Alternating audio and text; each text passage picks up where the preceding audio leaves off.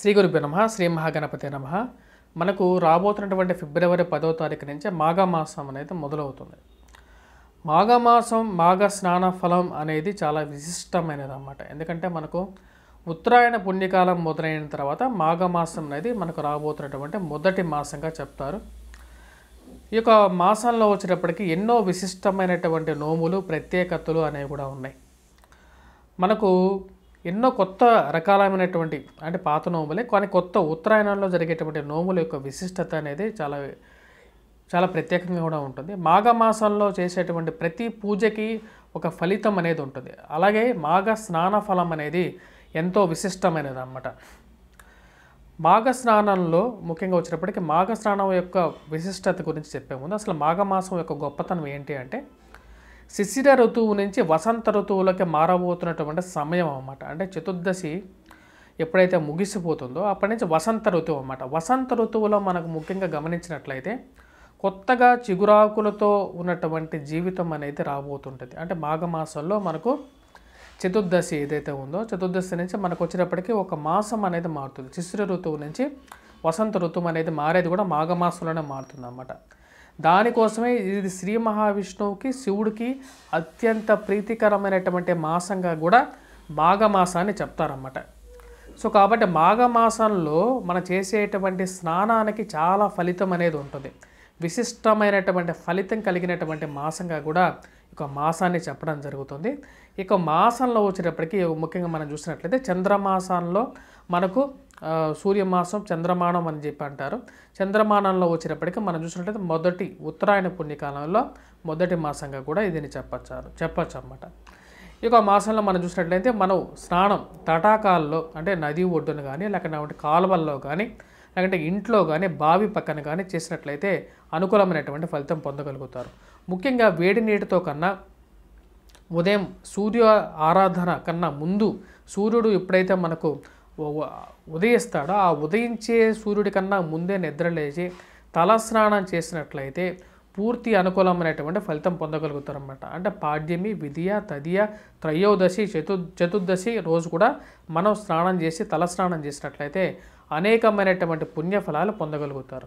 ఇంట్లో చేసినటువంటి స్నానం కన్నా తటాకంలో కానీ బావి పక్కన చేసినటువంటి స్నానానికి 2 గుణాలటువంటి ఫలితం అనేది పొందగలుగుతారు అన్నమాట. అంటే 2 సంవత్సరాల ఫలం పొందగలుగుతారు.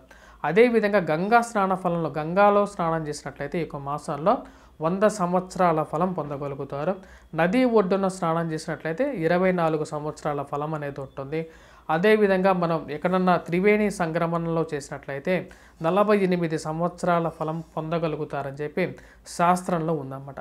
మాఘమాసం అంటేనే ఒక మంచి మఖా నక్షత్రంలో పౌర్ణమి రోజు కలిగినప్పుడు ఏర్పడేటువంటి ఒక మాసం అన్నమాట. అంటే మనకు చంద్రమానంలో చంద్రుడు పూర్ణిమ రోజు మఖా నక్షత్రం వచ్చినప్పుడు మనకు మాఘమాసం అనేది ఏర్పడుతుంటుంది అన్నమాట. టోటల్గా ఈ ఉన్నటువంటి 30 రోజులు ఏవైతే ఉన్నాయో ప్రతి ఒక్క రోజు కూడా ఎంతో ప్రాముఖ్యత కలిగినటువంటి మాసంగా కూడా మాఘమాసాన్ని చెప్పడం జరుగుతుందన్నమాట.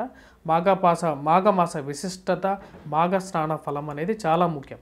మాఘ స్నానం చేసినప్పుడు ముఖ్యంగా మన తటాకాల్లో కానీ నది ఒడ్డును కానీ ఎప్పుడైతే స్నానం చేస్తామో నదిలో ప్రవేశించే ముందు వేష్టితోనే ప్రవేశించాలి. అంటే మొండి వలన ఎప్పుడు మన నదిలో దిగటం అనేది చేయకూడదు. మొండి వలన ఎప్పుడు స్నానం చేయకూడదు అని చెప్పి శాస్త్రవృక్త కూడా చెప్పడం జరిగిందన్నమాట. అంటే మొండి వల్ల ఎప్పుడు స్నానం అనేది చేయకూడదు.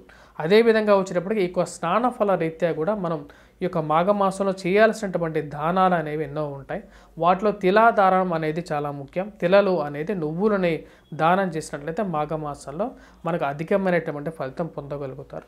వాటితో పాటు దుప్పట్లు ఏవైతే ఉన్నాయో దుప్పట్లు కూడా మనం ఎవరికైనా పేదలను చూసి వారికి దానం చేసినట్లయితే మాఘమాసాల్లో అధికమైనటువంటి ఫలితం అనేది మనం పొందడం అనేది జరుగుతుంది. వీటన్నిటితో పాటు బ్రాహ్మణులకి భోజన సంతర్పణ చేసినట్లయితే మంచి అనుకూలమైనటువంటి ఫలితం పొందగలుగుతారు. మాఘమాసంలో పూజించాల్సినటువంటి దేవుడు ఎవరు అంటే శ్రీ మహావిష్ణువుని శివుడిని ఇద్దరిని పూజించవచ్చు. శివుడికి మాఘమాసంలో శివుడి ముందు నువ్వులతో చేసినటువంటి నువ్వుల నూనెతో దీపారాధన చేసినట్లయితే అత్యంత యోగకారకమైనటువంటి ఫలితం పొందగలుగుతారని చెప్పి శాస్త్రం చెప్తుందన్నమాట. ప్రదోషకాల సమయంలో శివుడు ముందు చేసేటువంటి నువ్వుల నూనెతో చేసేటువంటి దీపారాధన అనేది మాఘమాసంలో అత్యంత ఉత్కృష్టమైనది అని చెప్పి శాస్త్రంలో చెప్పడం జరిగింది. మాఘమాసం అనేది ఎన్నో యోగ్యకారకాలకి ఎన్నో మంచి పురాణ ఇతిహాసాలకి కూడా మాఘమాసం అనేది చాలా ప్రశస్తి. ఈ యొక్క మాసంలో మనకు ఎన్నో పుణ్య తిథులు పుణ్య పండగలు కూడా రాబోతున్నాయి. రథసప్తమి అనేది కూడా ఈ యొక్క మాసంలో రాబోతుంది.